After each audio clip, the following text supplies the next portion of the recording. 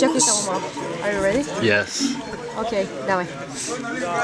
На прабългарите, на кобрати, от тук сме смисъл такъв, че това си ни, казвам тук, за нас, за националисти имам предвид, че това си ни знака и че оттам сме произлезнали.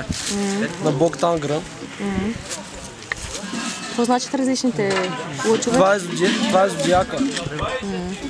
Това е различният зодиак, докато това е знака на Богдан Грън, които са почитали. Ти знаеш, какво ти обяснявам? Не, обясни ми. Не, знаеш? Не. Как не знаеш? Не знам сериозно. Сериозно? Да. Не, това е знака на Богдан Грън. Това е зодиака, който са почитали те. И всички прабългари, основатели на 1681, те са основателите на държавата и са почитали само Тангра. Това си техния знак. А всеки един символ на всеки един лъч? Той си е част от календара на прабългари. А ти какво носиш? Това са хубавите, към България.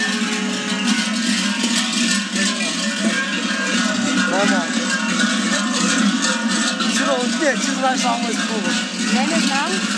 Ти друго да ми кой ще знае това значи? Да, може че аз се разумея. Наистина. Аз стои за как е мило. Аз съм 10-12 години съм военен. Той съм на много мисии, наистина. Там много съм много. Но как е на мило, винаги си им пратили другите нации. Никой ме спричелявал, не знам за какво. Всеки му питал какво означава това, аз всеки му обяснявам, че това е българския Бог. Най-точно казвам. А ти в кой Бог вярваш? Български. Добре.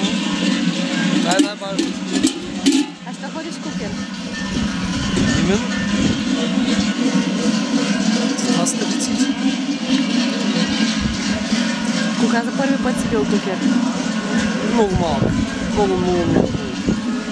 6-7 години. 6-7.